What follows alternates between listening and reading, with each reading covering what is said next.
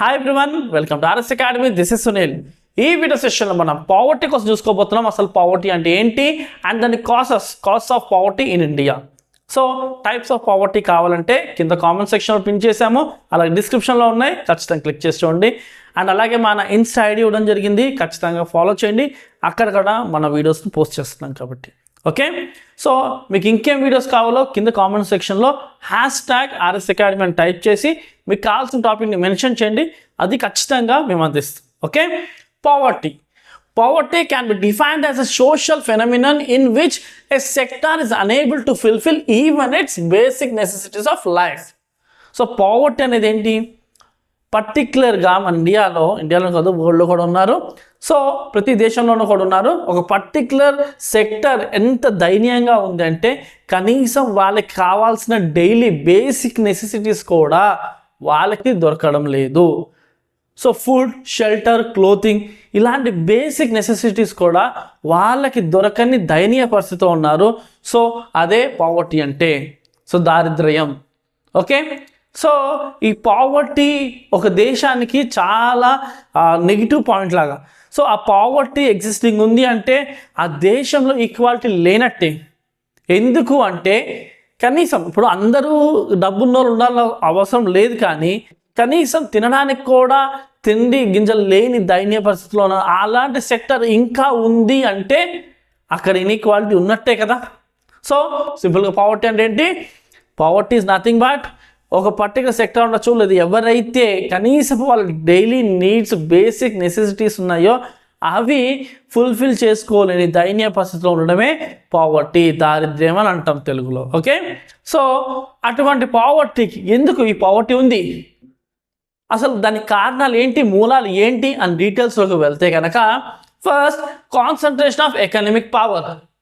కొంతమంది చేతుల్లోని ఈ ఆర్థిక వ్యవస్థ లేదా ఆర్థికంగా ఒక దేశంలో ఎన్నో బిజినెస్లు ఉంటాయి, ఎన్నో వ్యాపారాలు చేసుకోవచ్చు, ఎన్నో ఉద్యోగాలు చేసుకోవచ్చు. సో ఎక్కువగా అంటే ఒక పర్టికులర్ ఒక 5% జనాల దగ్గరే టోటల్ ఎకానమీ పవర్ అంతా ఉంది. అంటే ఇంకా రిచ్ అయిపోతున్నాడు. సో డబ్బునోడు ఇంకా డబ్బునోడు అయిపోతున్నాడు, బీదవాడు ఇంకా బీదవాడు అయిపోతుంది. ఎందుకంటే ఫోకస్ ఆఫ్ ఎకానమీ కాన్సన్ట్రేషన్ అంతా కూడా వన్ సైడెడ్ అయిపోయింది.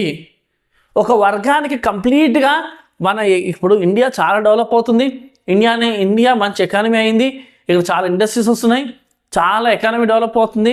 కానీ ఆ సంపాదన అంతా ఒక వర్గం వాళ్ళే సంపాదిస్తున్నారు. ఒక వర్గం వాళ్ళు జాబ్ చేసుకుని కూలీలా ఉన్నారు. ఒక వర్గంకి అయితే అసలు జాబ్లు లేవు, డబ్బు లేదు, తినడానికి తిండి లేదు.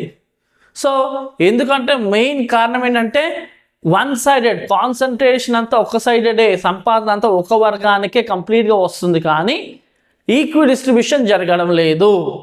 అంటే 90% ఆఫ్ ఇన్కమ్ని ఒక 5% జనాలు తీసేసుకుంటున్నారు, మిగిలిన 10%ని 95% ఉన్న మిగిలిన పాపులేషన్ పంచుకుంటున్నారు. అలా జరుగుతున్నప్పుడు ఏమవుతుంది? ఖచ్చితంగా పావర్టీ ఎగ్జిస్టింగ్ ఉంటుంది కదా. సో అది concentration of economic power. One సైడెడ్గా ఆర్థిక వ్యవస్థ నుంచి వచ్చే డబ్బులంతా కూడా వన్ సైడ్ ఒక వర్గం వాళ్ళే తీసుకుంటున్నారు. And next under exploitation of natural resources. మన ఇండియాలో చాలా న్యాచురల్ రిసోర్సెస్ ఉన్నాయి, వాటరు, ఫారెస్టు, సో చాలా రివర్స్ ఉన్నాయి మన దగ్గర, కానీ వాటిని ప్రాపర్గా యూటిలైజ్ చేయడం లేదు. సో కొన్ని దేశాల్లో నీళ్ళే ఉండవు, కానీ అది డెవలప్డ్ కంట్రీ అయిపోయింది. వాళ్ళ రిసోర్సెస్ని ప్రాపర్గా వాడడం బట్టి మన దగ్గర రిసోర్సెస్ చాలా రిచ్గా ఉన్నప్పటికీ దాని ప్రాపర్ యూటిలైజేషన్ జరగకపోవడం బట్టి మనకి ఇంకా పావర్టీ సెక్టర్ ఉంది. ఇంకా ఒక సెక్టార్లో ఒక పర్టికులర్ ఇంకా కమ్యూనిటీ పావర్టీలో మగ్గుతున్న జనాలు ఇంకా ఉన్నారు అంటే కారణం ఉన్న రిసోర్సెస్ని ప్రాపర్గా యూటిలైజ్ చేసుకోలేకపోవడం బట్టి. Next heavy population pressure. అంటే తాత ముత్తాతల దగ్గర 100 ఎకరాలు ఉండొచ్చు, ఆయనకి 10 మంది పిల్లలు పుట్టేసరికి 10 మందికి 10 ఎకరాలు అయిపోయినాయి. సో ఆ తర్వాత జనరేషన్ వాళ్ళు ఒక 5గురికి అనేవాళ్ళు. సో ఒక్కొక్కరికి వచ్చిన ఆ 10 ఎకరాలని ఆ 5గురికి 2 ఎకరాల్లో పంచారు. ఆ తర్వాత జనరేషన్లో 3, ఆ 2 ఎకరాలు ఆ 3కి పంచితే ఎకరం లోపే పడిపోయింది. ఇలాగా పాపులేషన్ ప్రెషర్ బట్టి మన పూర్వీకులు డబ్బున్న వాళ్ళు అయినప్పటికీ జనరేషన్ టు జనరేషన్ ట్రావెల్ అయ్యేసరికి బీదరికంలో మగ్గిపోతూ వస్తున్నారు. సో 10 మంది 8 మంది అట్లా ఉండేవాళ్ళు పిల్లలు ఒకప్పుడు.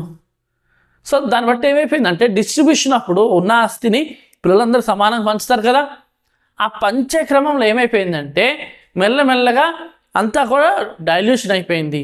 అని అంతేకాకుండా దేశంలో కూడా పాపులేషన్ పెరిగే కొద్దీ అవకాశాలు అందరికీ అందవు కదా.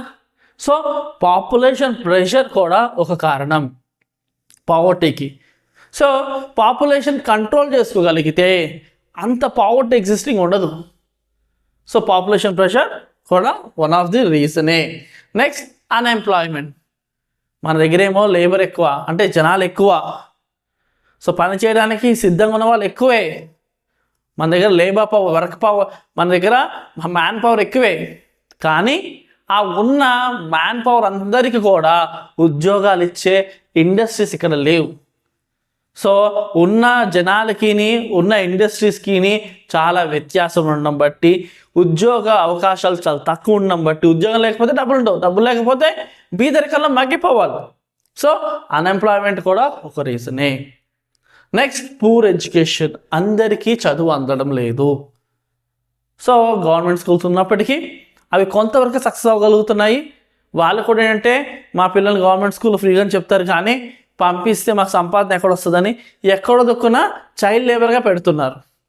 సో ఎడ్యుకేషన్ వ్యవస్థ చాలా వీక్గా ఉండడం బట్టి, సో మెరిట్ స్టూడెంట్స్ ఉన్నా గవర్నమెంట్లోనే కంటిన్యూ అవుతూ ఉండేసరికి వాళ్ళకి అంతవరకు వాళ్ళ స్తోమత కాబట్టి కంప్లీట్గా చదువుకోవడం అవ్వని వాళ్ళు ఉన్నారు.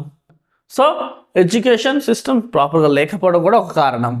అండ్ లో అవైలబిలిటీ ఆఫ్ ఎసెన్షియల్స్. సో వాళ్ళు ఎదగడానికి కావాల్సిన ఎసెన్షియల్స్, వాళ్ళకి డైలీ విధానంలో కావాల్సిన ఎసెన్షియల్స్ అందుబాటులో లేకపోవడం బట్టి కూడా వాళ్ళకి ఏంటంటే టెక్నికల్గా ఉండొచ్చు, లేకపోతే మెంటల్గా ఉండొచ్చు, ఫిజికల్గా ఉండొచ్చు, ఎదగలేకపోతున్నారు. Next inflation. చాలా మెయిన్ అనుకోవచ్చు ఇది ఇన్ఫ్లేషన్. ఇప్పుడు ఇదే పెన్ను ఒకప్పుడు 2 రూపీస్కి వచ్చేది అనుకోండి, ఇప్పుడు 30 రూపీస్ పెడితే కానీ రాదు. అంటే ఒకప్పుడు 100 రూపాయలు పెట్టుకుంటే వచ్చిన సరుకులు ఏవైతే ఉన్నాయో ఈరోజు 10,000 పెడితే కూడా ఆ సరుకులు రావట్లేదు. దాన్నే మనం ఏం పిలుచుకుంటాం? Inflation. Increase of price of a good. వస్తువుల వెల ఎక్కువైపోతుంది. సో అంత ప్రపోర్షనేట్గా ఇన్కమ్ ఎక్కువ అవ్వట్లేదు. ఇక్కడ ఏమైపోతుంది, రేట్లు ఏమో ఫాస్ట్గా ఉరుకుతున్నాయి, వచ్చే సంపాదన మాత్రం ఉరకడం లేదు, కనీసం తాకడం కూడా లేదు. సో ఇన్ఫ్లేషన్ మీకు అర్థమే కదా. ఇన్ఫ్లేషన్ అంటే ఇంకా డీటెయిల్ కావాలంటే కింద వీడియో ఉంది చూడండి, మీకు క్లారిటీ వచ్చేస్తుంది. టైప్స్ ఆఫ్ ఇన్ఫ్లేషన్ ఏంటి, ఇన్ఫ్లేషన్ ఎందుకు వస్తుంది ఏంటి అని. ఓకే, సో ఇన్ఫ్లేషన్ సింపుల్గా ఏంటంటే ఒక వస్తువు యొక్క వెల పెరిగిపోవడం.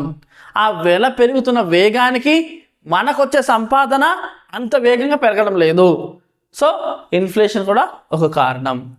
అండ్ లో టెక్నాలజీ వాడకపోవడం, అవుట్డేటెడ్ టెక్నాలజీ ఉండడం.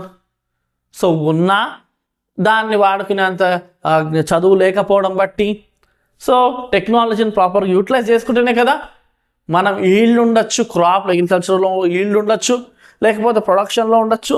వేగం పెంచాలంటే టెక్నాలజీ వాడాలి, కానీ ఆ టెక్నాలజీ వాడేంత డబ్బులు లేవు, ఆ మిషనరీస్ తెచ్చుకునేంత డబ్బులు లేవు, అంత వాడేంత బ్రెయిన్ అంటే చదువుకుంటే ఆ టెక్నాలజీ అర్థమవుతుంది, కానీ అలా అర్థం చేసుకోవడానికి కూడా లేదు. సో లో టెక్నాలజీ. Next capital deficiency. ఏదన్నా పెడదాము అంటే, స్టార్ట్ చేద్దాము అంటే క్యాపిటల్ ఏడా లేదు, సపోర్ట్ చేసే బ్యాంకింగు లేదు. సో మామూలుగా ఫైనాన్షియల్ బ్యాంక్స్ ఇవి సపోర్ట్ చేయాలి, కానీ అవి సాధారణ వ్యక్తులకి సపోర్ట్ చేయదు కదా. So capital deficiency. ఏదైనా మొదలు పెడదాం, బిజినెస్ చేద్దాం, ఇన్వెస్ట్మెంట్ చేద్దాం, సాధిద్దాం అనుకుంటే కావాల్సిన క్యాపిటల్ ఏదైతే ఉందో అది జనాల దగ్గర ఉండకపోవడం బట్టి కూడా పేదరికంలో మగ్గిపోతున్నారు. Next social factors. సో బేసిక్గా మన రిలీజియస్ ఫ్యాక్టర్స్ ఎలా ఉంటుందంటే, పుట్టుక దగ్గర నుంచి చావు దాకా ప్రతిదీ కూడా ఖర్చుతో కూడుకున్నది. సో వెస్ట్రన్ సైడ్ కొంచెం అంత హార్డ్గా ఆర్భాటం ఉండదు, కానీ మనకు అలా కాదు. మన రిలీజియస్ ఫ్యాక్టర్స్ ఎలా ఉంటాయంటే ఖచ్చితంగా అన్నీ పాటించాలి, వాటికి ఖర్చులు ఎక్కువైపోతాయి. సో అసలే అంతంత మాత్రంగా నడిచే ఆ కుటుంబానికి ఈ ఖర్చులు అప్పుల్లోకి తీసుకెళ్తాయి. ఫస్ట్ డెట్స్ అయిపోయిన తర్వాత ఆ డెట్స్ ఇంట్రెస్ట్ కట్టుకుంటూ జీవితం సాగుతారు. సో ఆ ఇంట్రెస్ట్ కట్టడానికి కొత్త అప్పు. అలాగా because of social factors like మన అకేషన్స్ అన్ని సెలబ్రేట్ చేయాలి, పెళ్ళి ఉండొచ్చు, క్రాడల్ ఫంక్షన్ ఉండొచ్చు, సో చనిపోయినా ఇలాంటి ప్రతి ఫంక్షన్ చేయడం బట్టి అప్పు చేస్తారు. కాబట్టి ఆ అప్పులు తీర్చుకోలేక వడ్డీలు అయిపోతుంటాయి. వాళ్ళ సంపాదన అంతా కూడా వాళ్ళకి తినడానికి ఉండదు, ఆ అప్పుకి వడ్డీ కట్టడం సరిపోతుంది, అప్పు కూడా కట్టడానికి ఉండదు వాళ్ళకి. ఆ వడ్డీ వరకు మేనేజ్ చేసుకోవడంలో జీవితం అయిపోతుంది. సో సోషల్ ఫ్యాక్టర్స్ కూడా మనకి